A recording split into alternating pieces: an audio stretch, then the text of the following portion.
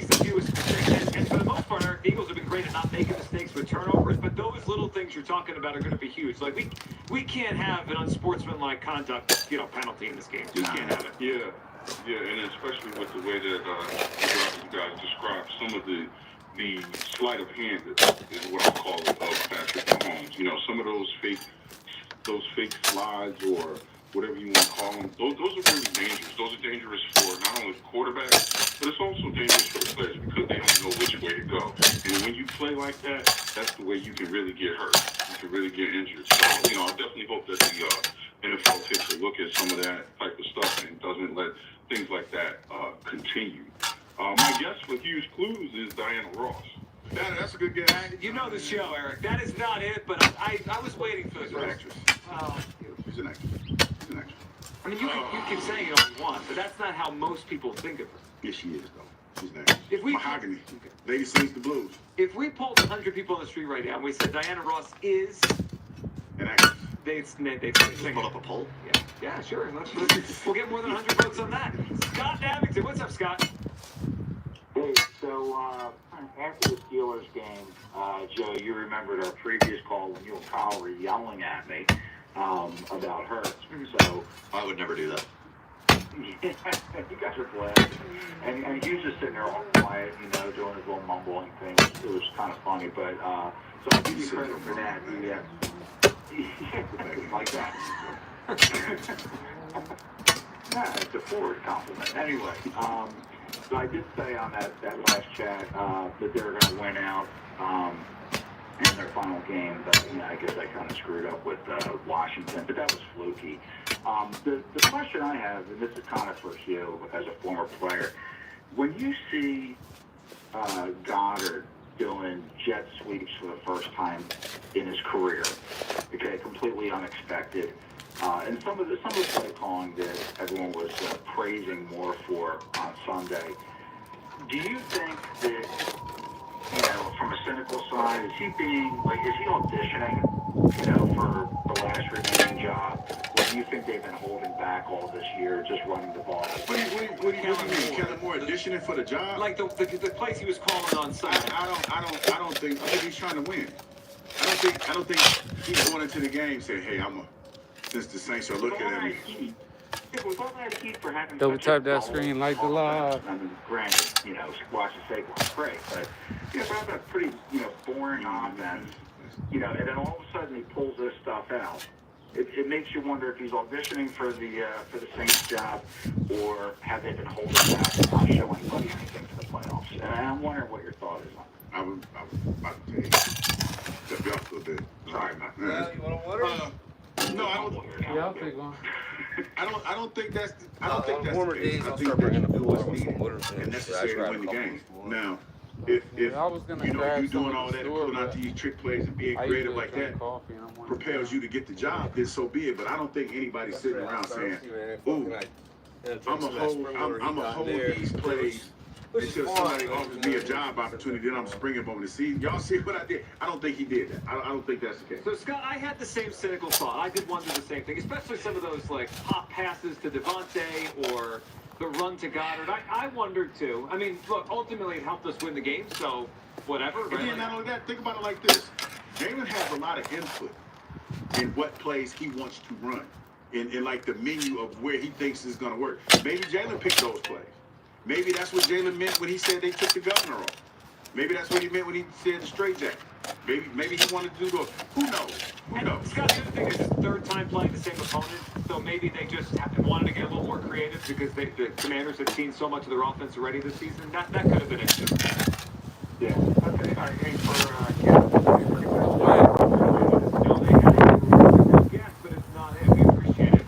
That's a good guess. We're getting good guesses. This actually, I think we should turn the tables here. You actually have given some good clues because these are the most on-point guesses we've gotten in a while. Like sometimes you'll say actress, and then someone's given us something totally out of the left I field. don't gas you up so much today, though. I mean, we're giving him credit for. Oh no, man, because you know what it is. Should we ground him a little bit here? No. Listen, this is what it is. With the early results of this poll. No, this is what it is. It's people are starting to get on my page. They're listening and they're starting to understand. They're understanding this this gospel that's falling off his Reverend lips. Douglas here today. Just understanding this gospel. Digging a that's falling trench off my around the lips on a daily perimeter of basis, this yo. entire This thing. finally starting to get. Well, where they're It's not on the alright. same page as you. And we're doing up there 98% too, of voters but so far say they know Diana Ross is for the second. footing, They for the don't know better. wall, we're gonna Listen, pour concrete walls. Everyone else is wrong but me. This preaching that I'm doing, And the it takes trenches for time. real. But the congregation is growing. It's growing. That's why you see the people they- with the guests is just growing. It just takes time, Joe. So It takes time. it's starting to hit me. I think now it's taken a few years now. I think I finally understand how people view the show when they listen. What's that? We got Preacher Douglas over here. Pull up the seat, listen to the gospel. And we have the town drunk over here and me. Everyone's like, what did he say? Come on. He's firing the coach It after took 4 you know, weeks. every now it takes people a minute to get used and get comfortable to what I'm preaching. But they're starting to come around. What we'll do Congregation's is, growing, Joe. It's growing. Thank you. Once Thank you you for try all to that. keep eyeballs for on a flat daily basis. right here, right? Thank you so much. I mean, I know it took us a while. Right there. We're gonna try to. Thriving, doing well. Once we get it to I a just want to close, say again, thank throw you. a level in Thank there you or so something much. if you want. How long until you start handing out that collection We'll basket? want to sprinkle it across the top and the concrete, and then In Abington. What's up, pull Tom? down with a tape measure and just see, Hey, Tom. What's up, you know what I mean, what it is. Tom? If it's much of a difference What's from here going on, to man? there, like 6 inches, I'll step it up. I can put a little board and to step up the footing, you know what I mean? We're not going to make a super weak footing, like, you know what I mean, all the way I like around. that, Tom. Just, I'm not surprised either. we're gonna make it step it up. This is just basically so I have somewhere to shoot down If you were the watching them in freaking the plates Super for Bowl the forms, you with know what I the mean? whole Like, family. that's why I probably wanted widen it to 12, because if it's an 8-inch wall, so you got 3 4 inches on each side, it's gonna be like 12. This will only be 12. This is good, but this one here might be like 16. And seeing Hugh Douglas there, I think anybody that tells you different is lying to themselves. I agree. I mean, my biggest, my most egregious act was naming my fantasy football team Fire Me Sirianni. So, I mean, I was way off. This guy has grown by leaps and bounds in front of our eyes. I mean, I'm completely in on the guy. Totally sold on him.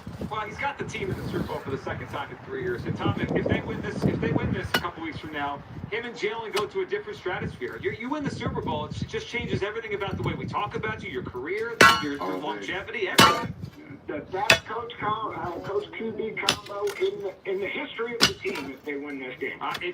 You can't argue against it. I mean, they win. I mean, that's it. Tom, give us a guess for Hughes Clues. What do you got? Okay, well, I climbed up inside Hughes' head this morning and I got real scared. I had to get the hell up out of there. An algorithm. But I'll give you Sally Field. Well, you got yourself a $150 gift card to Wild Fork No, Foods, not Tom. Tom. I have to know, how did you come to that? How did that pop into your head? Because wasn't she hooked up with Burt Reynolds? Yes. Yeah. And I watched Smokey and the Bandit last night.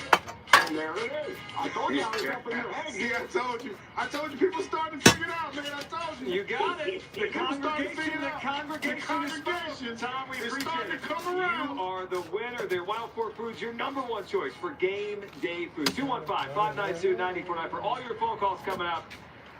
Were you right? Did you see it coming? Did you see this coming? Be honest. When the Eagles were 2-2, I did not. Hugh Douglas did. If you were Jason Kelsey, would you root for your brother or the Philadelphia Eagles? A lot to talk to. Plus, Nick Sirianni's call to the morning show. We'll let you hear it coming up. 215-592-9494. It is the midday show on Sports Radio 94 WIP. 94 WIP HD1 Philadelphia. Live from the Tasty Cake Studios. Sports Radio 94 WIP. The Odyssey Sports Station. Sports Radio 94 WIP. Always live on the free Odyssey app.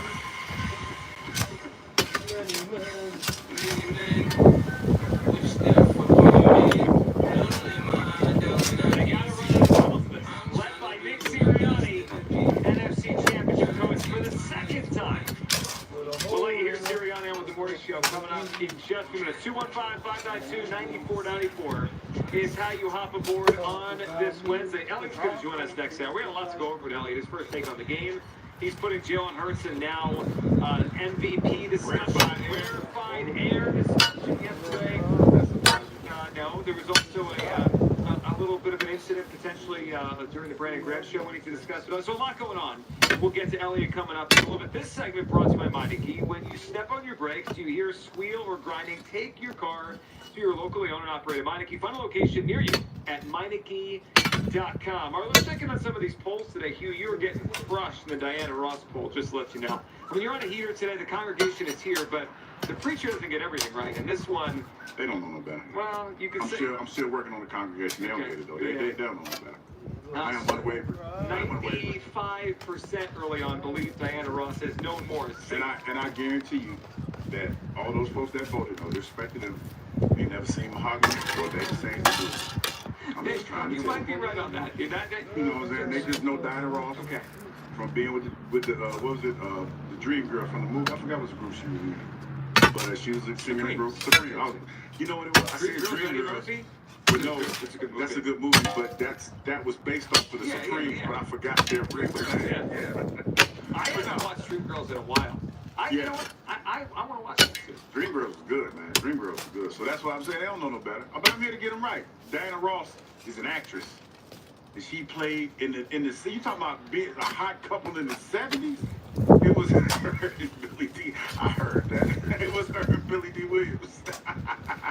Just to give you perspective on this, more people are voting that she's a singer over an actress than people are saying they would root for the Eagles in the Super Bowl if they were Kelsey compared to his brother Travis. 215-592-9494. Let's grab a phone call, then we'll let you hear Nick Sirianni this morning on with the morning show. Gary is in Vineland. What's up, Gary? You know who else? The actress dated? Who's that? Gene Simmons. Yes. Sally Field dated Gene Simmons? She did. Not Sally Field. No, Diana Ross, she was, I mean, she dated who she wanted to date.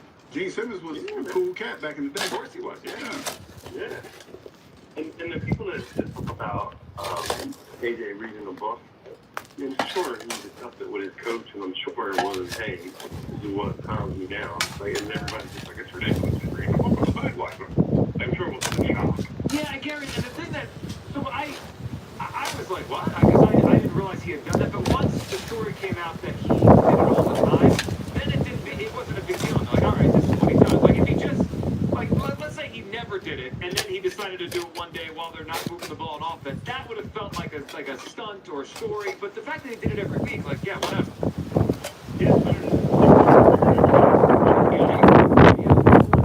I agree. Yeah. So I wasn't a new guy, and I just figured it out. He just lead men, like player after player, retired, active. He's the greatest coach, greatest coach, greatest coach. Eventually, he got the league's greatest coach, and all he does is win. Well, there's something about him that they, even if you go back to his first year, Gary, 21, that they like. I mean, is he the greatest strategist? No, probably not. But like you said, he has them ready to play, and he has them playing really hard for 20 weeks. There's something to be said about that. Yeah, you know what's interesting about that? Charlie, when he first started, too, people were like, he's not the brightest, right? Like, sometimes that, and Doug, too, Gary, we first the phone call. There's something about that. Like, maybe sometimes the guy who you don't think is the sharpest or the genius is the one that ends up winning. But you don't have to be. I mean, it's about I forgot who said this, but Nick Sirianni, because you know it was a whole thing about what does he do. yeah. Well, they asked him last Nick- offseason. Nick Sirianni is a manager of egos, and he's figured out a way to get these guys who are all ego driven, who are all alpha males, to buy into what he's selling and to focus on trying to get to this moment that they're in right now. Especially in the offensive side. Yes. A lot of high-priced players, a lot of big names. Yes. I don't know how anybody could possibly question In the fucking trenches, Sirianni's man. smarts after he basically told you Double tap in his that opening screen. press conference. The first part of being In smart the is fucking knowing what to trenches do. with my shovel, I bitch. think That's the first part. I mean, it's not wrong. Presented a clear plan. Yeah, he did. Now, there I'm was in the some bumps in trenches the with road, my but the hammer. plan, look where it's led. That's the first and last step, is knowing what to do. I don't disagree with the premise. It just didn't come off great. All right, speaking of that coach, who's back in the Super Bowl for the second time in 3 years, he joined Joe and John this morning. Here that is Nick Sirianni with the Morning Show. We welcome and congratulate the head coach of the Philadelphia Eagles, Nick Sirianni. Nick, good morning. Hey, good morning, guys. How you doing? Good, good, Nick. Nick, congratulations to you. I mean, major, massive congratulations. How do you feel? Yeah, excited, obviously, to be back in this spot. But, it doesn't last long. I wish the win would last a little bit longer, but, we got home that night, we watched and see who we were going to play, and then, had some fun with the family, and then it's right back to, okay, here we go, let's watch some tape on the Chiefs. And so, feel good, but, we felt good on Sunday, now it's just back to business as usual. Yeah, as it should be. Nick, I totally respect that, of course. And I know most of this interview will be that. But let's just go to Sunday night a little bit more. The locker room. Your text messages coming in from family and friends and old teammates and old coach. Like, what was Sunday from 6:30 to midnight like? Yeah, that was cool. That's cool being able to, sit there and, Oh yeah, as soon as the wind starts blowing, players and coaches, that's always. that's when you get cold. Work up a sweat. Cold ass mask back on. It's getting breezy out here. Pictures with your family on the field, with confetti, kind of rolling down on you. That's cool. That's something the kids playing catch. Who's going to be the first one to comment?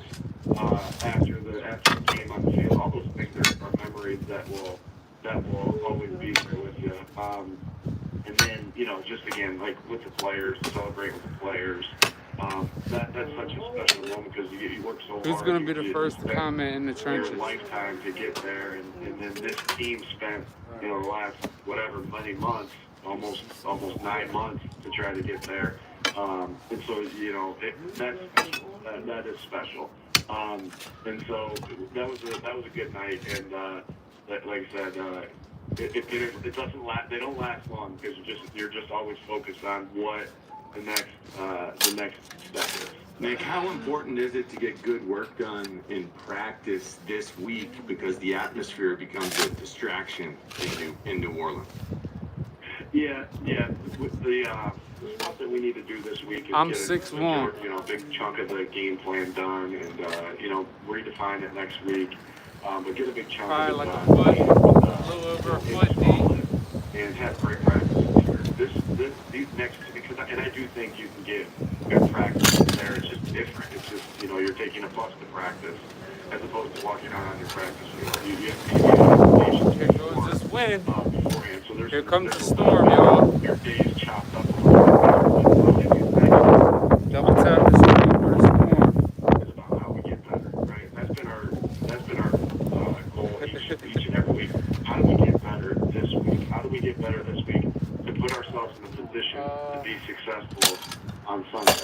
And that's the same message now. And so we need to go out and have good practices. And have good meetings and good walkthroughs, just like we've had this entire season. Nick, what did you learn in Super Bowl 57 that you can apply to Super Bowl 59 that will give the team a better chance to win? Yeah, I think I think a lot of people will be like, "Hey, this is the rematch," and it is a rematch. We're not. This is a completely different team, and they're a completely different team, right? There's elements and pieces that are the same, and so we're not thinking. You obviously will watch the game. You'll watch the game we played last year against Kansas City, in addition to all the film that you watch on it this year. But this is the 2024 season. When you go through, I'm not going to get into everything we're going to do, And but every time you go through a game, hey, we played in a Monday night game. What can we do better on our Monday night schedule? What can we do better? What did we do well? We demoed all this shit. In 2022, you lose the game in 22, and then you get back and you go through the same process. Wait till we pour all this fucking concrete, boy. What did we like? What did we not like? What can we do better? And so, and that's from a scheduling, atmosphere type deal. Like the things, like you don't get to this point of the year and say, at a football point, and go, hey, here's what we're going to do now, right? You go on, that football part is different. That's consistent. the scheduling stuff and those things like that. We have a couple tweaks that we'll make, and No, I'm you know, okay. just to Appreciate get it, buddy. Is this team tougher than last year's team? How do you teach toughness to a team? Yeah, that's a good question. I think it starts with having tough guys, right? And we have tough guys, right? And that's first and foremost. But you talk about, I think you get what you emphasize of Some don't make no sense. we constantly, like, we look at toughness. When we put that string line, We look at you can mental see where the toughness. concrete was We look at before. physical toughness. Yeah, that's And we the look at relentless effort, which is a form of on the toughness. brick. And so It's a you're whole constantly force higher trying to from point there to those there, things so out. that's Hey, at why least is the 2.5 physical inches. stuff I don't know. Yeah, I'm just gonna have to to the follow where the linebacker, concrete and was we'll show before against the that. house. Then we'll Figure out show around the something windows, like, see if I can do that. hey, look at this first drive of what happened. We went 3 out this first drive. Look how we responded. Look at this mental toughness of this team on court. You know, a defensive back gave up a play. You know, we responded. Trying to get Vinny out here, boy.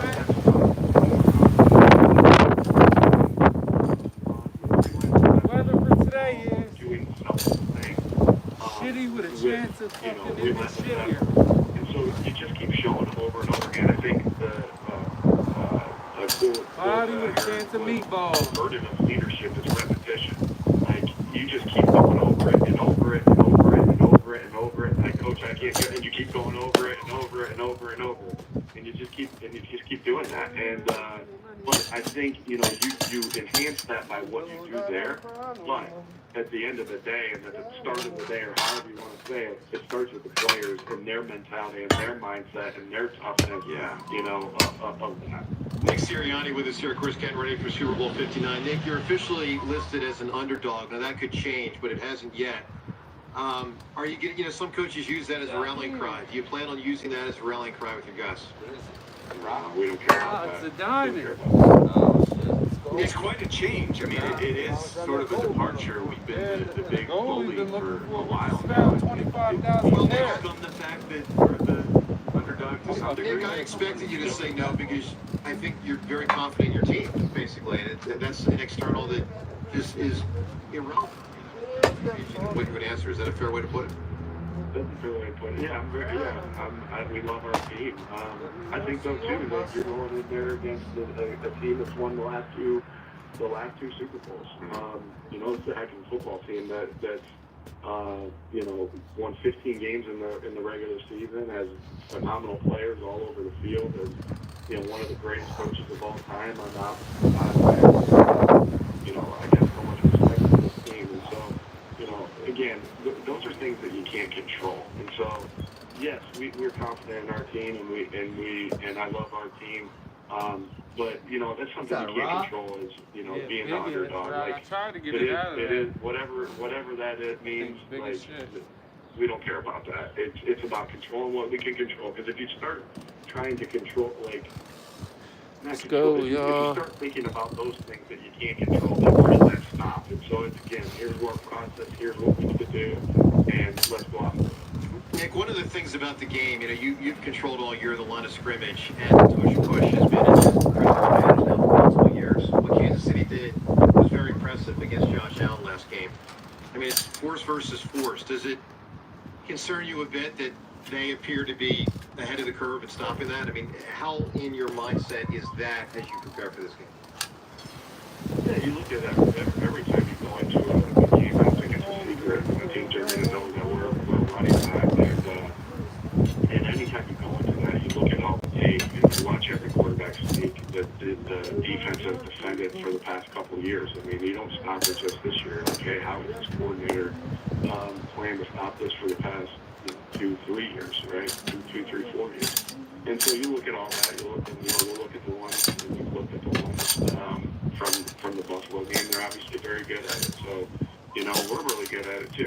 When you get into games like this, I mean, there's a lot of moments where it's like it's good on from the Buffalo game. They're obviously very good at it. So, we're really good at it too.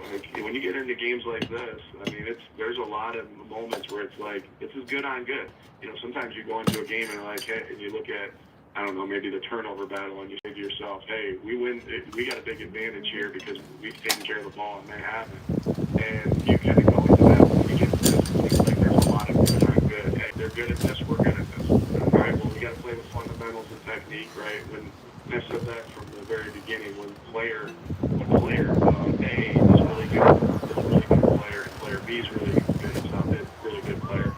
When coach is really good at, when the coach calls the right call and the other coach calls the right call, what gives in those scenarios? Well, it comes down to your detail and your fundamentals. And so that's going to be a big part of this team. It's your detail and your fundamentals as you go through. This Chiefs team, they have 17 consecutive wins in one-score games. Those details are part of what makes them so hard to beat. How do you overcome that, Coach? Yeah, that's a very impressive stat. That means they when they get into those moments, they find ways to win. You know.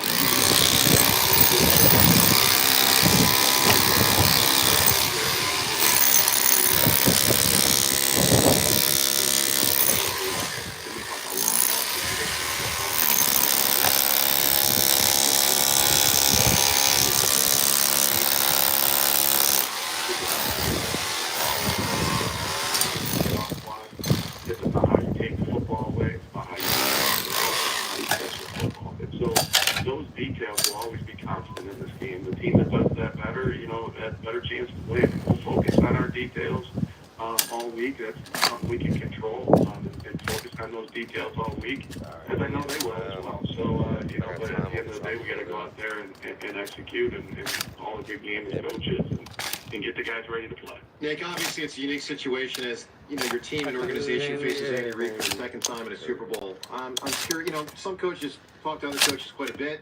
I'm sure you and Frank Reich when he was coaching the Colts. I'm just curious, how often do you and Andy cross paths, interact? Is it literally just when... That's when we fucking beat you in the Super Bowl?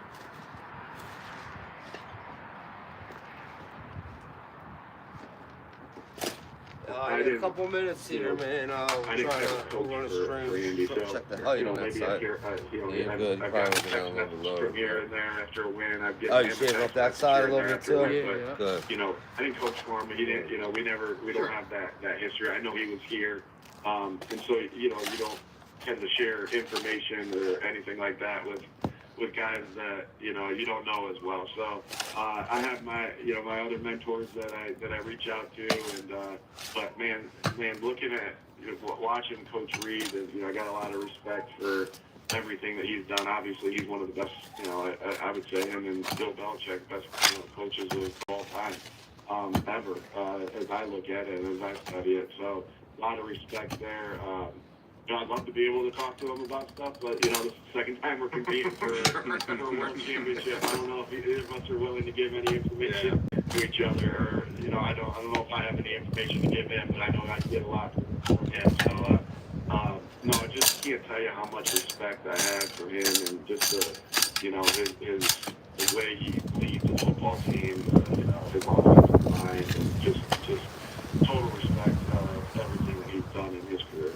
Nick, do you feel like you've improved at motivating your team, your guys, and how do you consistently get this response, this emotional response from your players at the start of every game? They come out ready to play. Yeah, I think you get better at everything if you're really working on everything, and you have and if you're realistic with yourself and say, hey, I need to get better here, and you always can get better as you guys know. You're always looking for ways to get better, and so my constant message to the team is how are we getting better this week, and that's always through toughness, detail, together is what we talk about a lot, and I guess if I'm asking them to do that, I better be getting better myself. And so, yeah, I think so. That's my goal, and that's my mission, is to always get better at that. I spend a lot of time looking at different things, and these guys are self-motivated too. They really are. Like, these guys want this thing bad, and I'm telling them, the truth of football. Again, hey, the toughest team's going to win. Mental, physical, and who plays with great effort. Hey, the team that plays with great detail with their fundamentals and their their situational football and being on the same page, and went, hey, the closest team together is going to win. And so you just find different ways of saying that over and over and over again, and to motivate what you want the culture to be. But at the end of the day, it's not actions that get your culture. It's your habits and your actions. So, hopefully I've got better at that. That's always my goal. And, again, at the end of the day, we're preaching the truths of football that were true. When you played, right, they're true. When my dad played, they're going to be true. When my son's playing, which I don't have yet. So, but, that's the truth of football. And you just, I think that everyone, when they really look at it, that team, they've been on. What's going on, y'all? There was Nick Sirianni this morning with Joe and John. My favorite part of that, it was a good interview talking about the Super Bowl rematch and Andy Reid and Belichick, best coaches ever. I just loved listening to Nick's response, but also John Ritchie in the background when Nick was talking about toughness. That was the coolest. Yeah. There's something about a fullback talking about toughness that just hits there. There was Sirianni this morning on with Joe and John. 215-592-9494. All right, let's give a phone call here as we talk about this whole season at 2-2. Did you see this coming? Be honest. I did not. I thought this thing was headed for a disaster. And here they are in the Super Bowl. Brant in Horsham is up. What's up, Brant? Hey, guys. How you doing? Good, Brant. What's up? So my worst take this year was I let you, Hugh, convince me that defense was a luxury. So I called in a couple months ago and I said, I'm going to change Hugh's mind. And I took my big old cojones and I thought I was going to change your mind. And guess what, Brent? Still haven't changed my mind. Because guess what's going to happen? First of all, I'm going to be vindicated because at the end of the day, when this game is said and the Eagles win, it's going to be because the $250 million, quarterback had to make a play. Well, you better not play like a $250,000 quarterback, otherwise we're in trouble. No, yeah, he's going to play like a $250 million quarterback. That's going to be the difference maker in this game. I stand firm on this. I completely agree with you, dude. That Jalen Hurts needs to play like he's that $250 million quarterback that we all know that he can be. Well, and we just watched him, right? He just did it in the title game. He played like that. I mean, I'll put it this way. If he plays like he did in the championship game, we're going to have a parade here in a couple weeks. There's no question. But, Brad, we appreciate it, man. Good phone call. How about that? He lets you get in his head with it still holds true. The quarterback is paid to make these plays. I'm trying, bro. I'm trying to go live every day. Defense played well. No, they're here because of Saquon. Now, if trying to stay consistent, go man. down this road, we can because Appreciate you stopping in, bro. Think about this team with the $250,000. Look at all the money they spent on the offensive side of the ball. If Saquon isn't here, we're not in the title game. Right, but it wasn't for the defense pulling teams down. No, Saquon can't run no, through what he does. it didn't matter. The defense is a part of the success, Joe. But no matter what, if Saquon's not here, we're not in the Super Bowl. Well, I don't disagree with that. As good as the defense might have been better, I'm going to give you that. Defense might have been better. But we're not here without Saquon. Sure, but if Saquon doesn't have the defense behind him, he can't have the opportunity. I hear you, but we're not here without Saquon. Vic or Saquon, the real MVP. I'm just saying, we're not here without Saquon. That's a fact. Use workshops and some topics. Oh, no, I ain't no workshop with Trump. That's just the fact. I'm just like, the defensive luxury thing, I hate that term. It was cool. It was, well, nobody knows. But you know what I mean? We didn't refuse it. No, we're not speaking ill of the dead. I mean, not taking dead. No, and you know what, to your point, this defense stood on his ear this year at hockey time. And they did their job. They did their job. It's not stand on there?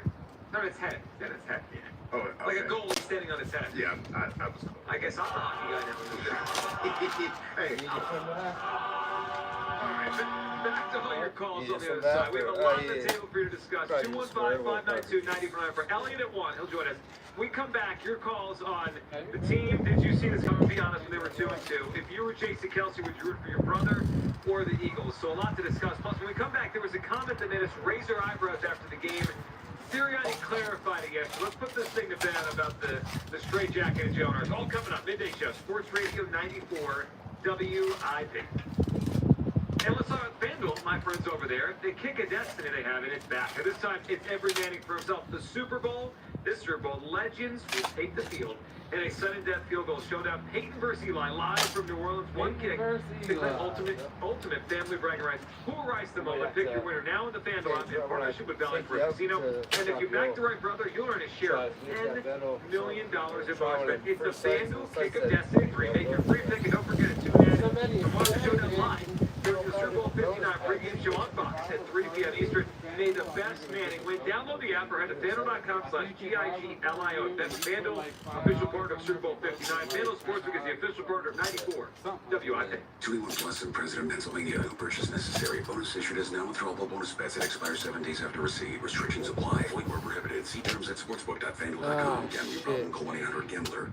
Sports Radio 94 WIP has your all-access pass to the brightest spotlight in sports.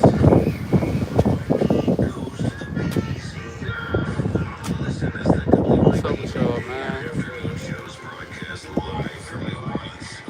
Some championship coverage, access to players and coaches. A lot of shit going on. The week of the big game. The road to the championship started in South Philly. Indians in New Orleans. WIP goes to the Big Easy on your exclusive home. Come on in, y'all. Come on in. Sports Radio 94 WIP. Former Eagle Hugh Douglas. Come on in and join, y'all. On Sports Radio 94 WIP. The ultimate praise from Coach Mosley. Well, he, I really just don't feel like doing shit. he's done a great So job. I'm just standing there. Yes, he let me on my straight jacket for the event today. Oh, there it was. Jalen Hurts after the game. With whatever the heck that meant. Welcome back to the Midday Show. Hugh Douglas, Joe, you guys with us. 215-592-94. All right. But I think we probably should try to move past this because Sirianni yesterday tried to. Let's hear from Nick yesterday. He was asked about it, about the comment by Jalen Hurts. What was all that? Here is Sirianni on the straight jacket comment. Yeah, I think he was having fun after the game. You know, we've been winning in a couple different ways this year. I think he's just having fun after the game. You know, but I know this, like, and he said this plenty of times. I don't care how we win. I don't care how we win. As long as we win, and we do everything we can do to be able to win. And you know, as we've talked a lot, like, there's been different circumstances of how games have went and where we've been at. Hey, take a quick nap. And but we found a way to win and rattle off, you know, 15 out of 16. Well, they have, and all that matters is they're winning there. Here's Sirianni trying to move past this whole thing. So when I watched, we played the cut on Monday, right? When I watched the video, it did seem like Jalen said it with a smile on his face, but then you just hear the audio. It's weird. Jalen, this is why you struggle with it. And I was talking to a friend of mine this morning about it, and I had to cuss him out. Oh, crazy. This is what it is, because you know Jalen is a smart guy, and he's very, very calculated, and that's why it forces you to read into what's being said.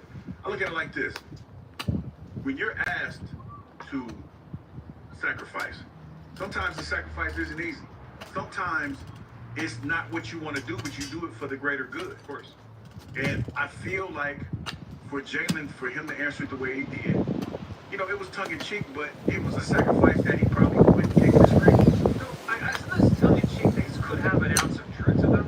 Like that, and that's what it felt like to me. Like maybe deep down he does wish they threw the ball more, but he's accepted and he does what the team asked him to do and puts him in the right play. But maybe deep down he's like, I could do this if you asked me to.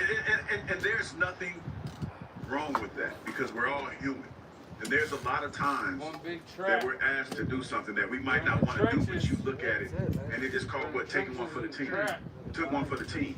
And even when you take one for the team, you still do it. You might be smiling, but you're gritting your teeth. And I think that's what it was. The slow chuckle, man. I told you about the slow chuckle. And he's reveling in the fact that he had a chance to vindicate himself and do what he knew he could do because he was allowed to do it. You know, I mean, so it's one of those things where, listen, 2 or 3 years from now, when we're celebrating this team winning the Super Bowl, this is not gonna matter. It's not, and that's the thing that you have to, like, for Jalen, that's the thing that he has to maintain focus on. AJ's done it. AJ wasn't happy with the way it was. That's why he's on the sideline reading the book. And that's why he chose that moment. Why anybody talking about the moment that AJ chose to tell everybody that he left it behind the curtain? They asked him a conversation. It's the same thing. Everybody now is breathing a sigh of relief because they've made one of the goals that they set forth, and they realized that their sacrifice wasn't for nothing. That's what I heard. The part that Sirianni brought up there did make me think a little bit. Now, if that is what Jalen Hurts meant, is that, you know, they finally let me out of the straitjacket. They let me be loose and be me and stuff. Aren't you also the one that says it's all about winning? It's not about stats. It's going to look how it looks. And, you know, you might not like it, but I'm all about winning. If that is the case, it is talking out of both sides of your mouth. It is. I do think for anyone in Talking any out sort the of side team, of your you neck. want to feel like you're a big part of the reason for success. I mean, Hugh, if we came to a decision as a show that, you know, if we did segments where I just didn't talk, if the show was better, some of our listeners would probably say, yeah, it would be. But like if we did that, all that matters would be winning. But you know what I would probably feel like I was Like you weren't a part of it. yeah, like I'm not helping enough. But like we do a thing where it's even here, so we feel like we're doing it together. Yeah. So I wouldn't be surprised if deep down after some games this year, Jalen was very happy they won, did the best he could, but probably felt like I didn't do as much as I usually do when my team wins. Of course he is. And that's human. That's human. And that's why I don't have a problem with it. Listen, there's no right or wrong way to get to this point. You know what I mean? And I used to talk about it tongue in cheek when, you know, the same thing when Trotter was like, hey man, Hugh, play the run. You know, I'll let you know when the ball is being thrown. And I told him, no, bump that. And when I made that sacrifice, even when I told him what I said, it made the team better. That's what it is. Now, that's a small thing compared to, you know, Jalen's ego maybe. And I'm just going to use that as an example because I don't know if it is his ego or not. But for Jalen to put his ego in his pocket and do what's best for the team. I don't know if it's the same thing, but it's similar. It's similar. And a lot of times, man, it's tough to swallow that turd or take a back seat when you know you could do more. But he did it. And he had him on. We had a backhanded comment, and we're gonna pick it apart. But he sacrificed, and we're here.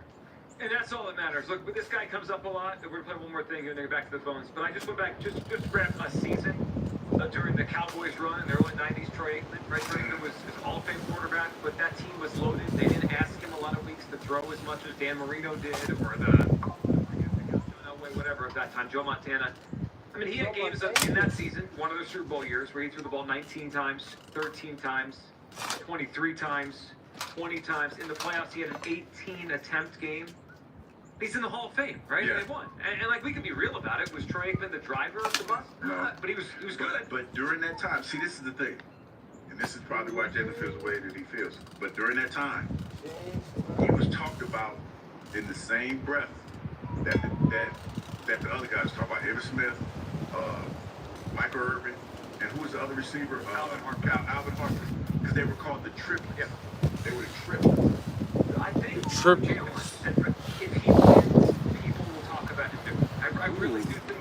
I do. If he wins the Super Bowl, people will talk Little about him. sneaky I don't surprise. think they're going to say he's as good as Mahomes, but he will be talked about differently if he wins. There will be ways to Ooh. Yes.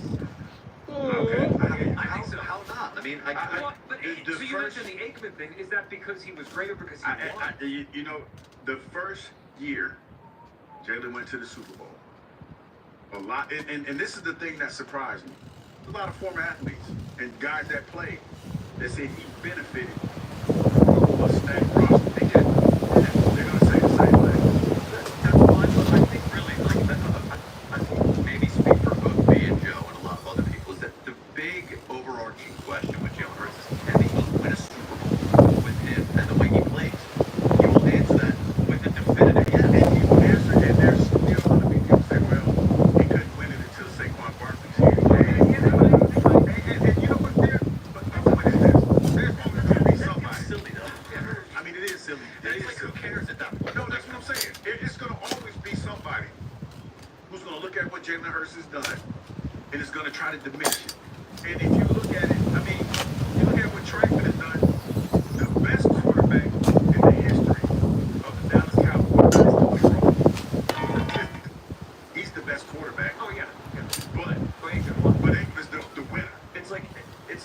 talk to a Cowboys fan, what could you really say about Aikman Prescott that would is hurt so them? good. Because they could just be like, okay, dude, we won 3 Super Bowls. Like, at the end of the day, when it's the off season and stuff, like that's what really matters. You know what's funny about that Aikman conversation? Because you have somebody who is talking about Aikman and David, because I've heard people say this. They'll say, well, what did Troy Brady say? When somebody say, well, he's a winner.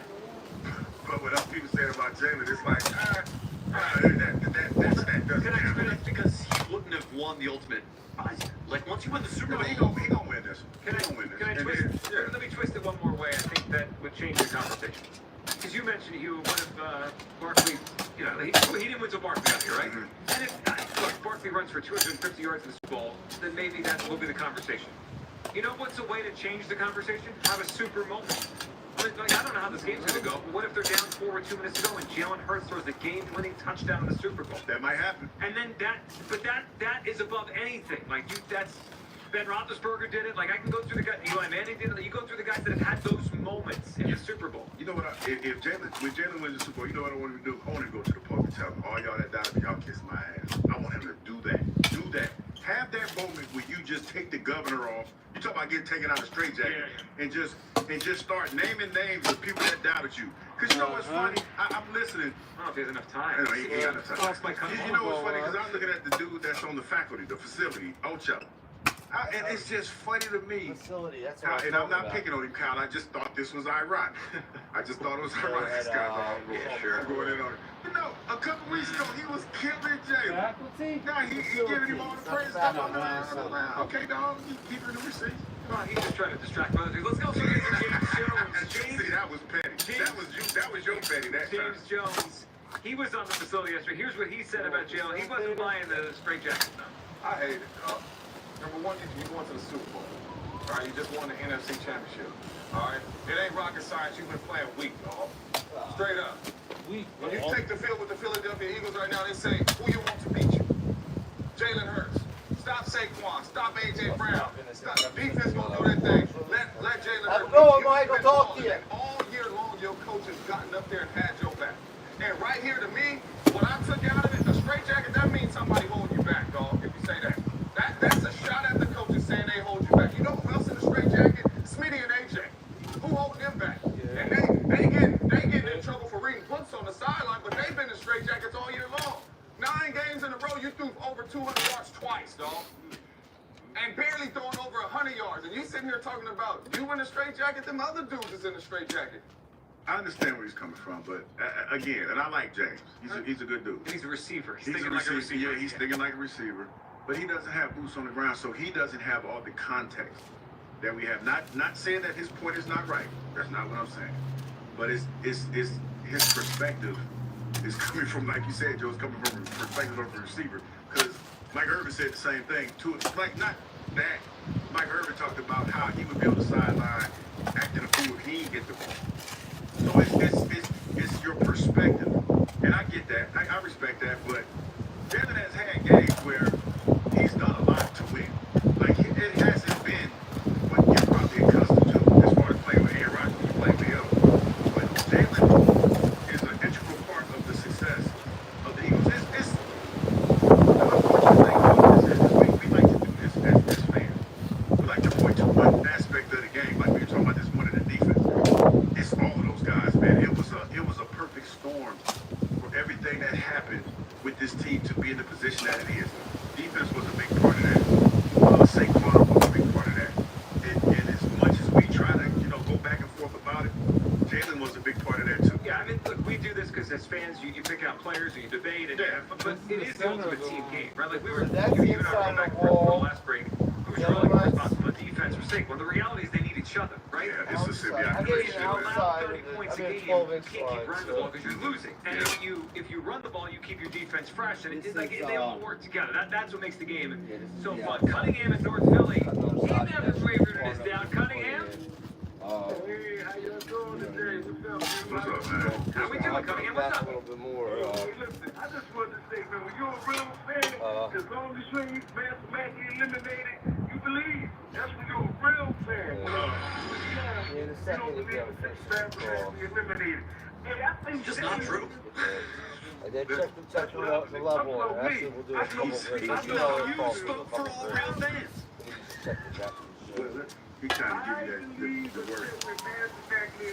That's why I watch every game, and I'm at the edge of my seat because I believe every play that we can win. That's just me. I've been an Eagles fan my whole life. I don't know nothing else, so I don't know other. Well, I mean, Cunningham, I appreciate that. But you at 2-2 when they got blown out by the Bucks. You saw this coming?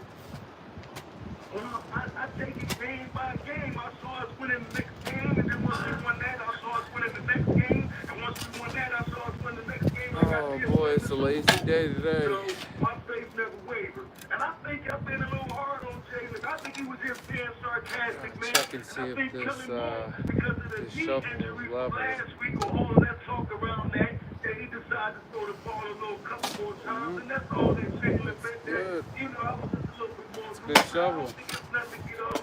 Let's see if it's level this way.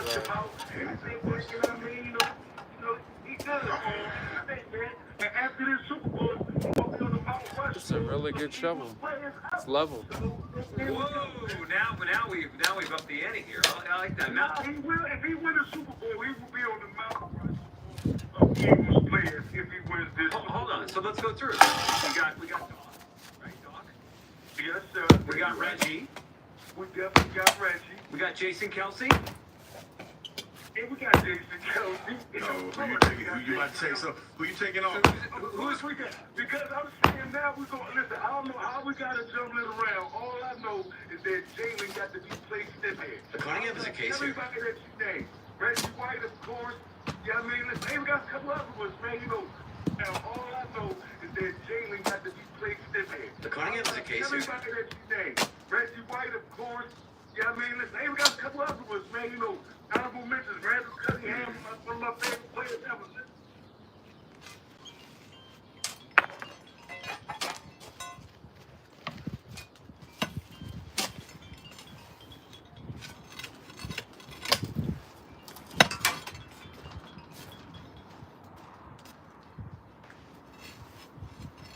I think the last time we had this discussion, Nick Foles got his name. Because got people his face etched in there. reserved a spot for the best quarterback in franchise history. Now, some people thought that was Foles because he won the Super Bowl, and some people said it was McNabb. But you can definitely make an argument for Hurts to overtake that if that was the spot you had reserved. So let's write this down. Cunningham may have given us a show for a few weeks from now.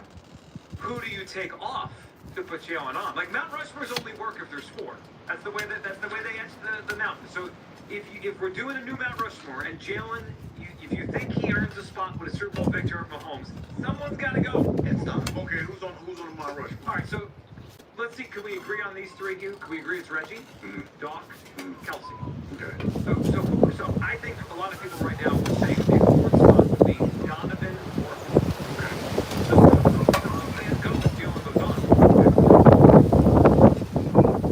I mean, I like this. You know, because I don't draw my timeline. No, they're good right here. But let me tell you, man, this is no disrespect to him because he's a hell of a guy. He's very, very successful, but he's a center. Jalen and Donovan and everybody else that is on that team, on that mountain that you put them on, was very integral and instrumental in the success of whatever era they played in, regardless. And Reggie was just a monster. You're going both Donovan and Jalen. Dude, Jalen kicked this. Donovan kicked this thing off. Donovan kicked this. But Donovan Brock kicked it off if you really want to. Okay, but I ain't played with no Van Brock. I played with Donovan. Well, all right, then there's bias. I played with Donovan. It might be, but when I tell you, Jason Kelsey, and no disrespect to him, he's in rarefied air. What other center do you know in the history of the NFL, in the history that's in the Hall of Fame, that is revered the way he is here? The closest one in terms of fame. And you know why he's revered that way here? It's because of his speech in the Super Bowl and the Mummers outfit. He's an icon. He's an icon because of the Mummers outfit. Not because, well, hold on. He's one of the greatest players of the Okay, franchise. but tell me, tell me what pivotal play that Jason Kelsey has made this career that you remember. That he can make a pivotal play and make him up. I can tell you.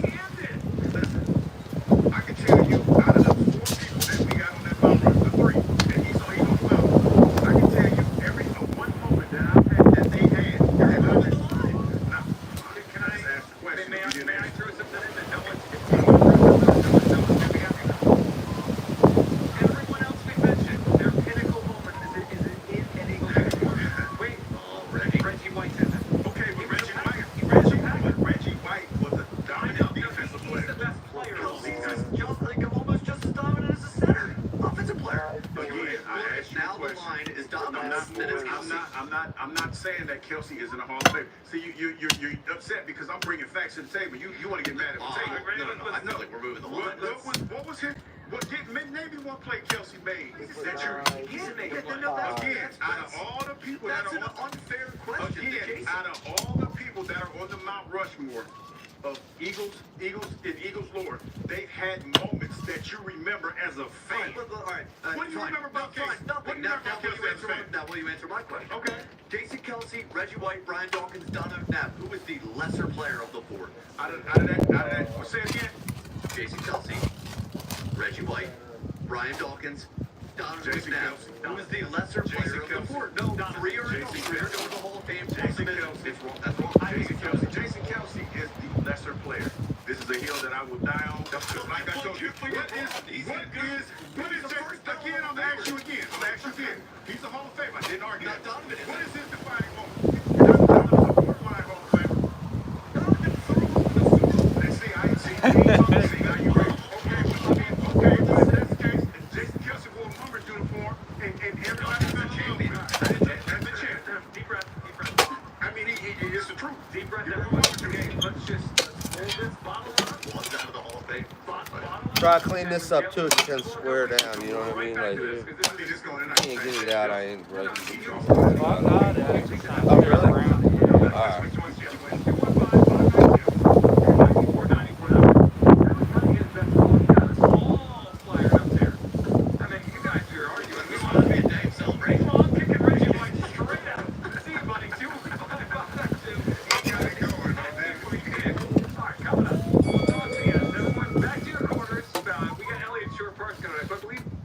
I heard recently takes boxing lessons, so that's perfect. The bell's 6'9".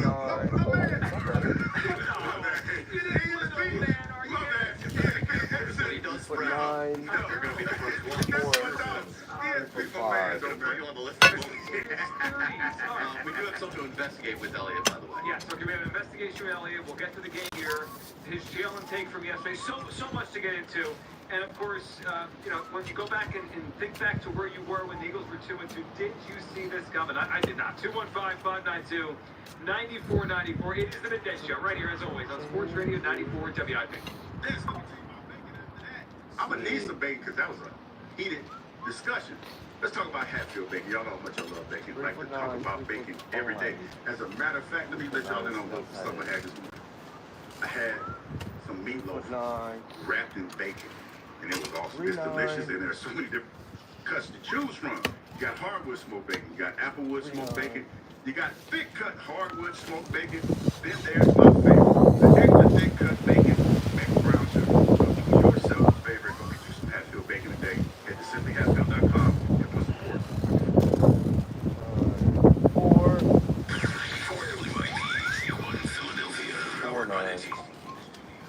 Sports Radio 94 WIP. An Odyssey Sports Station. The Eagles play here. Now on the free Odyssey app. Sports Radio 94 WIP.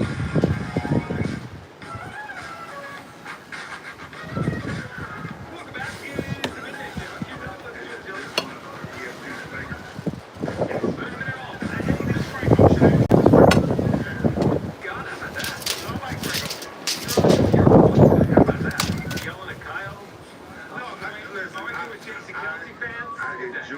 I enjoy Kyle because Kyle's an Eagles fan, no doubt. But I mean, sometimes the true hurt, man. True hurt. Everyone has their own truth. That's what makes them young. Is there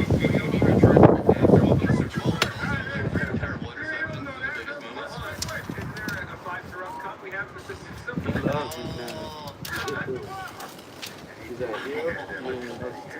Had it already. All right. Speaking of someone who has their own truth, This is how wide it's gotta be, like right there. the 50th color cut When I clarity. did the outside Eric and line Cozy there, you Elliott wanna hold the is string getting for me set again, for a just trip take to New 5 or Orleans, something, as I'll are the figure this Eagles. out. Elliott, how we doing today? Take this side. You don't know how you're getting there, but Hey, Elliot, I have a car. And I have gas. If they tell me this Yeah, is we not can't gonna get happen, one in here. I'm ready to roll out Friday That's the night. only We have our entrance. hotel rooms. It's just about transportation. It's too We small. gotta cross the T's and dot the I's. Or we would have done that, buddy. Appreciate it, though. You guys can just swing, pick me up at the New Orleans airport, and then we'll go to the hotel. Yeah, I don't think I'm gonna make it. I done mapped this out. It's gonna take me at least 18 hours to get there. That's a long ride. Oh, it's we got miles to run it though. We out. Yeah, the show's about to be on the road. What's the name of the drink we're getting down there? What's that? Grenade. Ellie, we doing the hand grenade Sunday, or we waiting until the week develops? We're doing them in both hands. That's what we're right up. Two fists and hand grenades. Yeah, we ain't gonna make it to the show today. We'll figure it out. We'll stumble in. All Go on right, the let's inside talk line through some of first, these things here. Greg. Elliot, first see, reaction hold tight for a Sunday when second. you realized it was the Chiefs. Is this the matchup you were? There's different elements. I do think the Bills would have been an easier matchup for the Eagles. I think they would have been able to beat them with less question. But the Chiefs is just way more fun. Elliot, what's your first take when you saw the matchup Sunday night? Yeah, going into the Let me say. Bill game, I was pretty torn on who I would prefer them to play. I thought it was pretty 50-50. And then you watch the Chiefs win another AFC Championship game, beat the Bills again, put up 30-plus points for the first time this season when they needed to. And I think this is a way tougher matchup than the Bills. I get the revenge angle, and that's all good and well if you get the revenge. But I would have rather had the Chiefs more likely for the Eagles to get an actual Super Bowl trophy. So I think it's a really tough matchup. The Chiefs are really good. I think both teams are probably better than they were in 2022. So, yeah, it's going to be a great game, but it's definitely a tough matchup. All right, Elliot, I'm going to ask you a question kind of in two ways. You take it the way you want to take it. So the Chiefs have won 17 that one straight there's got the one-score eyeball games. over It's a top. remarkable stretch of winning close games, and I always just assumed they're going to win the close game. Even Sunday when the Bills took a lead in the fourth quarter, I was like, yeah, the Chiefs are going to win. Elliot, do you think the Eagles can beat them in that kind of game? The other way I could say it is, do the Eagles need to rule them out to win the Super Bowl? I think the Eagles can beat them in a one-score game. Nick Sirianni is one of the best records in the NFL in one-score games since 2022, and I think that's because the Eagles are a team designed to win one-score games. They take care of the ball, which is obviously huge. They have a running game that can kill clock. That's clearly huge if you're the one trying to hold the one-score lead. And they're a team that just doesn't really make that mistakes. side will Like, be you good. very It is what rarely it see is. this team As long as we have have a really bad 8 inches penalty. for Have to the burn a wall, timeout yeah, 8 that for the you know wall, another team might not 12 have. Like inches. substitution. Yeah, 12 You just inches wide. don't really see that from this team. Right. So yeah, I think they are well equipped to win a one-score game. The issue is the Chiefs are also extremely well equipped to win a one-score game, as evident by the fact that they've won. They're 11-0 this year. I didn't know they'd won 17 straight. So yeah, I mean, I think the Eagles are capable, but it's going to be really hard to do. Elliot, what kind of game are you expecting? Because we have two teams here with really good defense, right? Two of the top 5 or 6 in terms of points allowed. We also have a great coach on one side, offensive play caller Andy. We have an Eagles offense that has been really good in the way they do with running, and now the way Jalen played on Sunday. It's on a fast track, but good defenses, both great defensive coordinators. Do you expect a high-scoring game or lower than last time? Yeah, as of now, I would probably say I expect a high-scoring game, and it's kind of the way you just said. I just think, well, the Chiefs' offense has not been great this year. We all know that in the Super Bowl, it's not like Patrick Mahomes and Andy Reid are not going to have a good day offensively. So I expect the Chiefs to score some points. And I think the Eagles are tailor-made to go into New Orleans, in that dome, in the Super Bowl. I expect it to be mostly Eagles fans there. I would be very surprised if their offense struggles, even against a very good defense for sure. And the Chiefs have an outstanding defense, make no mistakes about it. I just picture this being a bit more of a high-scoring game. I don't think either team will hit the 40s, but I can picture this game being like 30-27, 33-30, something like that. Yeah, well, last time it was really high scoring. Obviously, that was a different kind of game, and both defenses are better than they were then. But I'm kind of with you, and I think that fast track makes a big difference. All right, Elliot, let's examine your take yesterday when you were on with the afternoon show about Jalen Hurts. So I think you were kind of trying to lay out why he's so valuable. Let us hear what you're thinking in terms of Jalen's value and the way we talk about it. Yeah, I don't know why this is a controversial thing. I think that when you're talking about the most valuable players in the league, Jalen belongs on that list. He certainly belongs on it above guys like Joe Burrow and, guys that need to make the playoffs. So the Eagles are one of the best teams, if not the best teams in the NFL this year. Jalen did exactly what the team needed him to do, which is take care of the ball, not make mistakes, and just manage the game. That's what he was asked to do by the team. And he did that to absolute perfection. Are the Eagles, like, could another quarterback win games with this team? Probably, but who cares? Like, that's not how we decide most valuable player. It's not a hypothetical award. It's a hypothetical award. It's an award to say who was one of the most important, valuable players in the league this year. And without question, that player has to be on a team that was actually good. I don't care if Joe Burrow threw for all the yards he did. They won 7 games. Like, great, congrats. He clearly wasn't that valuable if they didn't even make the playoffs. So, you want to talk about an actual valuable player that brought value to his team? Jalen absolutely has to be in that discussion. So in your mind, is value what you do on your team, or is it how good you are? Because that's the way it feels like let's use Burrow, because you brought Burrow up. Like, most people would say Burrow's better than Jalen, even though his team doesn't do as well. So is it about the team, or is it about the player? Well, I think it's a combination of both, but it's not called the most good player award. It's called the most valuable player award, right? So we can't let the NFL MVP discussion or award become what it is in baseball, which is when they give it to losing players all the time, like players that have great years on teams that literally didn't matter at all that year. That can't be what an MVP is. So when I look she's at a the big most one. valuable players in the league, yeah, Joe Burrow is probably better than Jalen Hurts, right? He had a better Damn, that bitch is I would big. agree with that. But ultimately, which quarterback, like, what do you think Joe Burrow would prefer, right? Like, yeah, I just think to win the quarterback award. We always say, roll oh, it up. quarterback's going to win it, quarterback's going to win it. Well, then why is the quarterback for the best team I'll in the try to league get not down in if you this want. discussion? That bitch You know is what? heavy, I man. don't really have anything to say. I just want to say I this roll it about that way, yeah. it might not make no sense to you, but it makes perfect sense. God damn, that I bitch hear is you, probably man. What you fucking saying? 200 pounds. I Huh? appreciate that. I appreciate that. Like people say, well, Saquon's really valuable. Fine, put them both in the top 5. I'm fine with that. But, like, Joe Burrow Damn, did I make tear the my playoffs. pants. So I can't have him in my top 5. I think the 5 most valuable players in the league this year were, in some order, Josh Allen, Lamar Jackson, Patrick Mahomes, Saquon, and Jalen Hurts. Sorry, so I get what you're saying. Let me ask you, like, is there a line, though? Like, we can argue back and forth on how good Jalen was this year. Was he good? Was he very good? Was he whatever? Shit. But what if he has the same season next year? They win the same amount of games, and he throws for 5 touchdowns, and he throws for 2,000 yards. Like, what's the line of you got to produce to be valuable versus just be part of a I think valuable? you probably nail it a couple We can times definitely with a spend big time coming up with slug. different situations where he doesn't belong in the category. Yeah, I try to hit it. I'll take more salad than anything. That's why. But he didn't.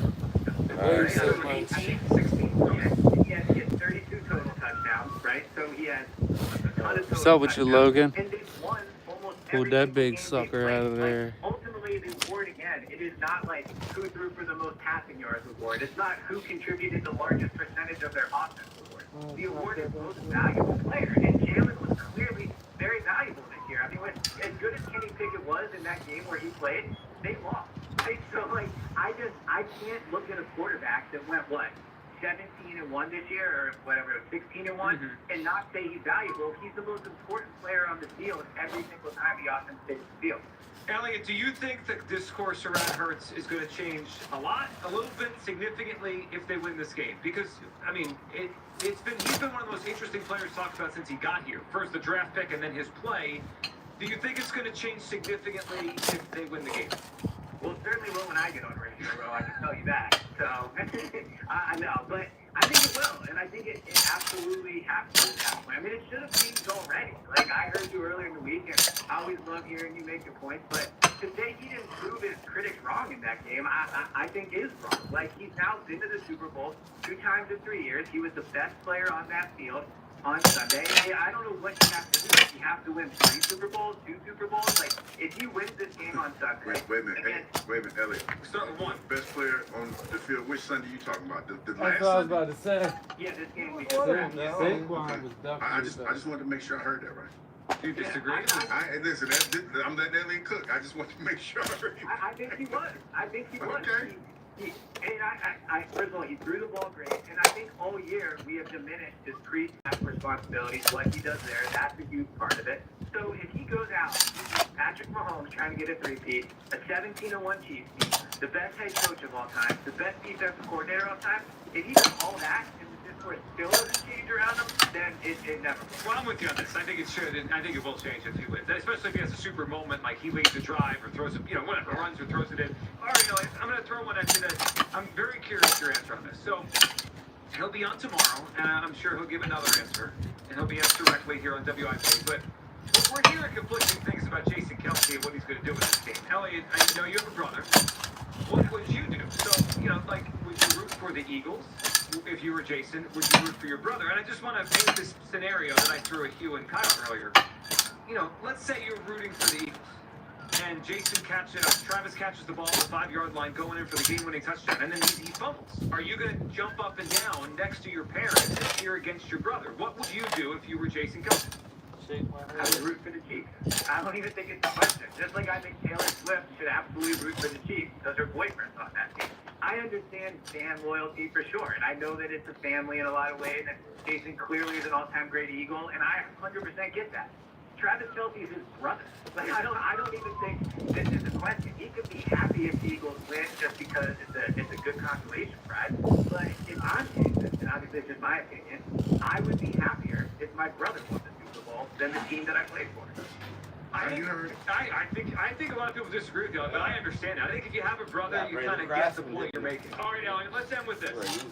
So we had something we need to kind of investigate here. It happened Monday. It happened Monday night. Brandon Crash out. Let's hear it, and then we'll just talk. I don't know what the hell happened in Oshawa. Yeah, this is probably not a very good look for you. So. I'm excited to hear. All right, right at the very beginning of the Brandon Graham show. Here's somewhere. Huh? The Walt one or something? No, that one and I think it was the blue one. Okay. It might be. I'll check my chat, dude. It might be underneath my back porch. I don't know. I was gonna say I cleaned out my truck at one point, took all my stuff off, and I put all new stuff back on my truck. I think it's very obvious now, right? I don't know if I see the serrated insider in the city, one of a credential carrying media member. I have not sang that Eagles fight song in years, but that moment, the fans were into it. I couldn't help myself, so I did it. I messed up. I'll own it, but I won't make the same mistake again. You know what? I think that's a very fair answer. I mean, it's true. Elliot's in the press I box thought it every was week. Spike, though, to be honest. I thought it was Spike. Yeah, Hugh alerted us. He's like, we got an investigation to do. Spike messed it up. Spike screwed up the song. I can respect pleading guilty. Yeah, and I get it. Right? He hasn't sang it in a while. All right, well, we're gonna swap to singing on New Orleans. We'll get it right. All right, Elliot. Say that. The last time I was in New Orleans, I did the ludicrous verse to Justin Bieber's Baby on stage, and I hit every single one of those lyrics. So just, give me the good, what's it called, grenade and the light. Grenade, oh yeah, we got a karaoke bar. Yeah, all right, so Sunday night, hand grenades and karaoke bar. Doing this Sunday night? Sure, we'll see you there, Elliot. All right. Let's go wake me up. Let's go wake me up. There he goes, Elliot. It's your part. Well, what's a better night? I guess you're right, that we got to Then we get to detox, maybe a little bit Monday, and then back into the south. I don't know. Rest up on that trip, and then we'll figure this out. All right, 215-592-9494. There goes Elliot. What a little Elliot was giving the spot today. Hey, man, I also, the best play on the field Sunday, though, that's my mind. you would say it was Saquon. Jalen Carter? Well, I would say this. When I think of some of the best players that played Sunday and kind of showed out, I mean, Jalen did his thing, but I mean, Jaden Daniels played pretty good too. I agree. Saquon did his thing. I mean, but I respect Elliott's. I respect his position because Elliott just don't say stuff willy-nilly. He think Saquon did his thing. I mean, but I respect Elliott's. I respect his position because Elliott just don't say stuff willy-nilly. He thinks about this a lot. We've seen him out here workshopping something. Well, he workshopped the first time. You know what I mean? So he puts a lot of thought and effort into this, man. So that's why I can't speak. I've always respected his position, even if I didn't agree with it, because he believes it. My favorite part of all this is how much in the NFL the last thing is the only thing. Jalen played great on Sunday. And Elliott can feel vindicated by saying he's the best player on the field in that particular game. He's super valuable during the Super Bowl. It's going to work the same way in 2 weeks. If Jalen goes out there and dominates and plays his best game and they win, like, any take you got on Jalen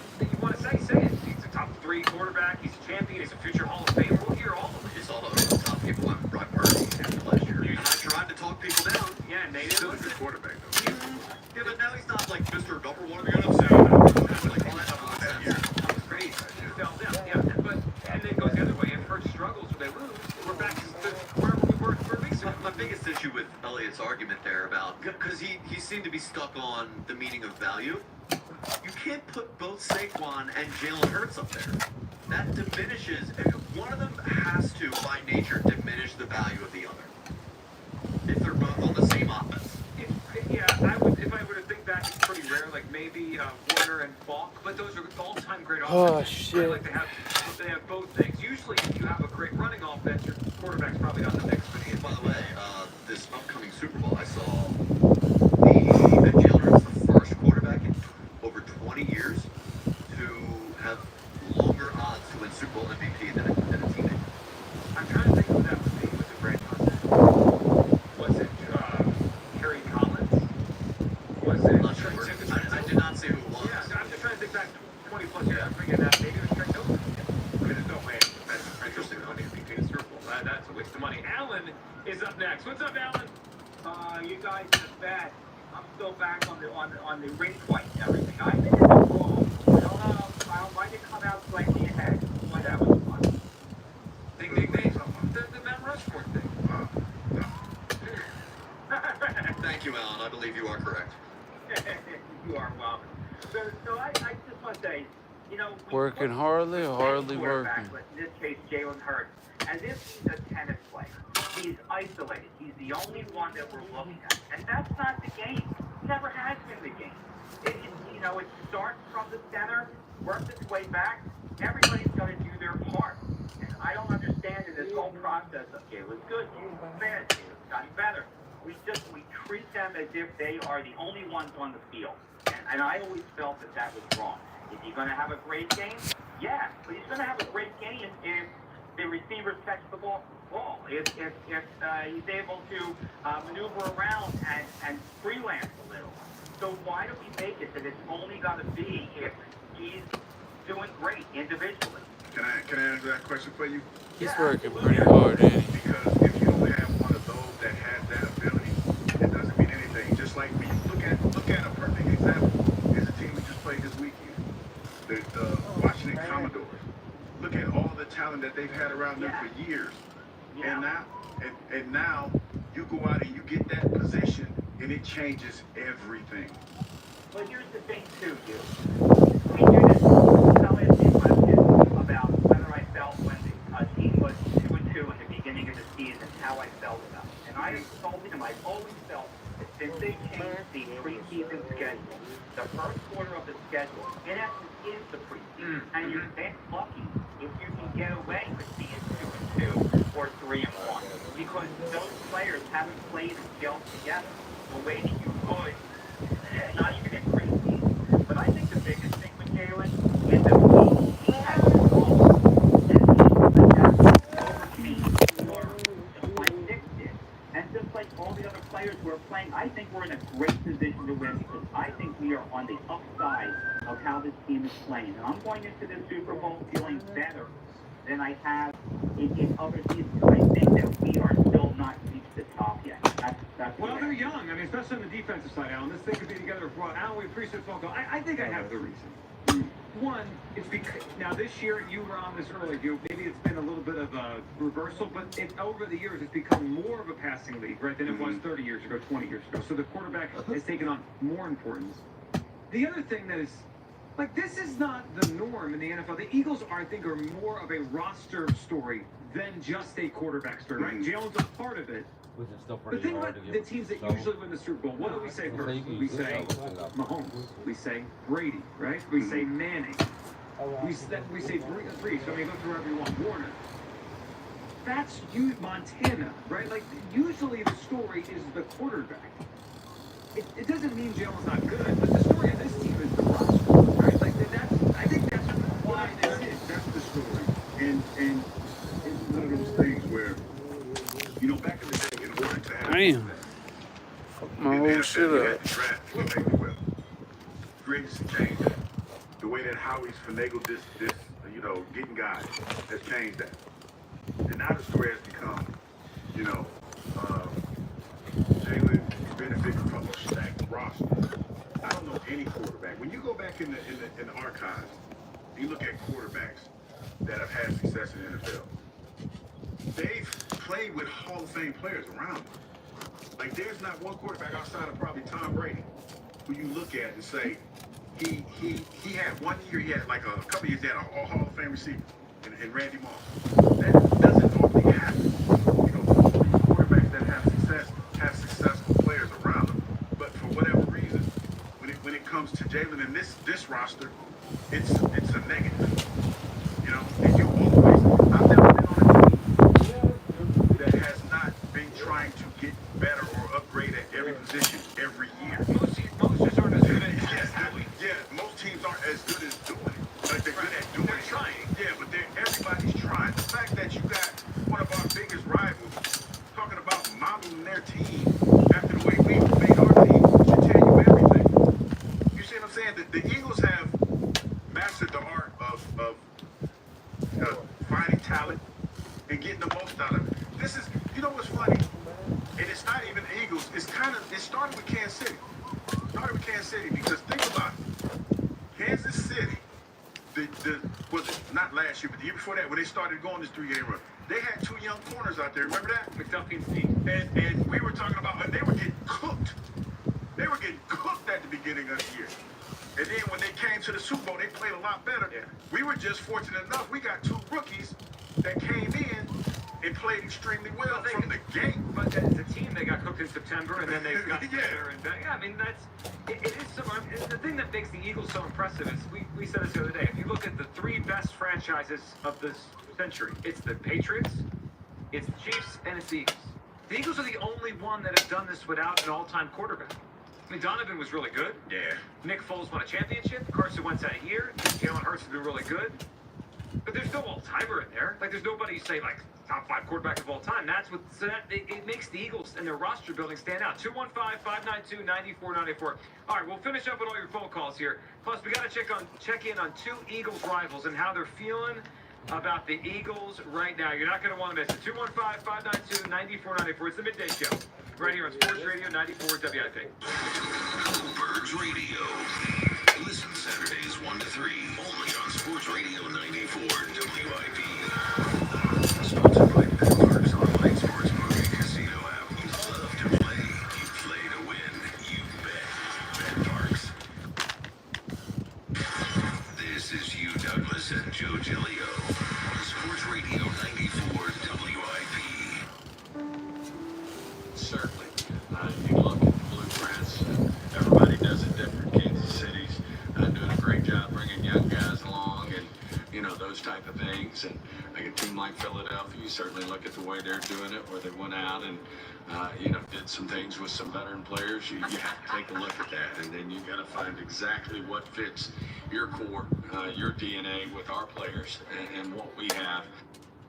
Got to be a humbling experience down there in Dallas. Stephen Jones on the microphone saying we got to model ourselves after the Eagles. Yeah, I mean, because it's a fact. I mean, you look at the success that the Eagles have had, man, and you know, the fact that you poo-pooing the fact that you haven't had any success in, 30 years? I mean, you got to do something different, man. That America's team mantra, that dog ain't going to hunt forever. Because I'm telling you, there are Cowboys fans that are having to come to Jesus, trying to figure out whether or not they're going to stay with their team, because some of the moves that they made in off-season, man, were ridiculous. Well, some of the moves they did make in off-season were ridiculous. Well, they also just fired a pretty good coach to hire nobody. I mean, not to put Brian Schottenheimer down that much, but he's a nobody in the coaching circles. All right, so we have that rival checking in on the Eagles. Can we check in with one more? How about, we remember this voice, Deebo Samuel. I haven't heard from him in a while. Is his team, they stunk it up. What is he talking about with the Eagles here? Let's listen to this. It's like I'm past the point where I can like even hate and be like, oh, the Chiefs again, because like, man, they just keep doing it. Like they just keep knocking me. They done beat me twice. It's like I got all the reason to hate.